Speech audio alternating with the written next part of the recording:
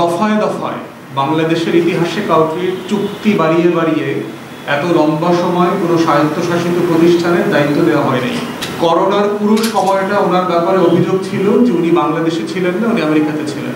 খাবারের পানির মধ্যে আপনার কীভাবে যোগ পাওয়া যাচ্ছে, বিভিন্ন পোকামাকড় পাওয়া যাচ্ছে, সেগুলো নিয়ে গত 16 বছরের ফ্যাসিবাদী আমলে আমরা দেখতে পেয়েছি যে বাংলাদেশে প্রকৌশলী তাকসিম নামে এক ভদ্রলোক এইখানে দায়িত্বে ছিলেন ওয়াসা।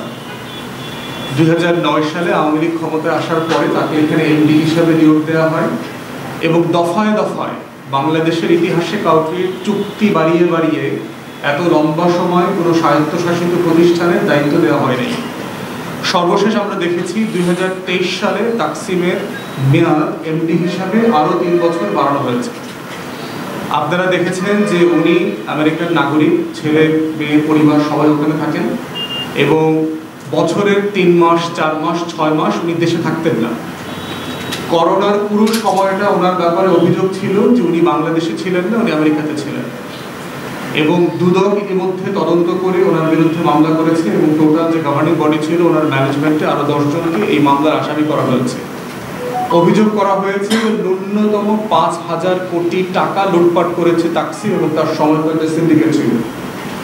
ওয়াসাতে যারা দেশপ্রেমিক, সৎ, ভালো পেশাদার ইঞ্জিনিয়ার ছিলেন, কর্মকর্তারা ছিলেন, তারা যারাই তার বিরুদ্ধে এগুলো কথা বলবার চেষ্টা করা হয়েছে, মিনিস্ট্রিতে অভিযোগ করবার চেষ্টা করা হয়েছে, উনি তাদের সকলের কেরিয়ার খেয়ে ফেলছেন এবং জীবন অসহনীয় করে ফেলেছেন।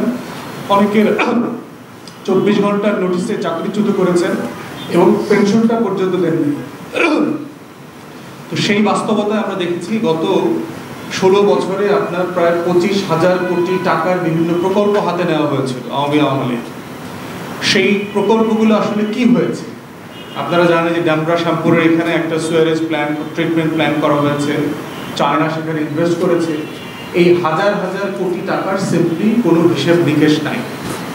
তাহলে অবভিয়াস কোশ্চেন হচ্ছে যে আজকে ভোক্তারা যেখানে এসে যে অভিযোগগুলো করছেন, এটার হিস্টোরিক্যাল রিয়েলিটিটা কোথায়, এটা শুরুটা কোথায় হয়েছে এবং কেন হচ্ছে? রাষ্ট্রের ট্যাক্স পেয়ারদের এত টাকা এত বছর ধরে খরচ করবার পরেও কেন এই সিম্পল ন্যূনতম অধিকার আমার দেশের নাগরিকরা পাচ্ছে না? ন্যূনতম বিষয়, একজন নাগরিক তার পানি খাওয়ার অধিকারটা হচ্ছে একটা ফান্ডামেন্টাল রাইটস। আমাদের কনস্টিটিউশনে খাবারের কথা বলা আছে, খাদ্যের কথা বলা আছে এবং এই খাদ্যের ভিতরে সলিড, লিকুইড সব ধরনের খাবার পড়ে। অতএব সেই বাস্তবতায় আজকে সকালেও একজন সাংবাদিক ভাই উনি আমাকে পাঠিয়েছেন যে ভোক্তারা ওনাদেরকে পাঠিয়েছেন টেলিভিশন চ্যানেলে যে খাবারের পানির মধ্যে আপনার কীভাবে যোগ পাওয়া যাচ্ছে, বিভিন্ন পোকামাকড় পাওয়া যাচ্ছে, সেগুলো নিয়ে। এবং একটা টিউবওয়েল, মসজিদের একটা টিউবওয়েল দিয়ে পুরো এলাকাবাসী, হাজার হাজার লাখ লাখ এলাকাবাসী একটা টিউবওয়েলের পানি ব্যবহার করছেন। তাহলে ওয়াসাকে এখন আসলে কি করা দরকার? এবং আমরা যারা নাগরিক আকারে ভোক্তাদের জীবন মানকে সহনীয় করতে চাচ্ছি, যাদের আমাদের লড়াইটা হচ্ছে সেবা এবং সমস্যা সমাধানের রাজনীতি, ঠিক সেই জায়গা থেকে আজকে আপনাদের মাধ্যমে আমরা দেশবাসীকে, ঢাকাবাসীকে, নগরবাসীকে বিভিন্ন এলাকাতে জানাতে চাচ্ছি যে আসলে এবি পার্টি কী বোধ করছে, কী করণীয় আছে।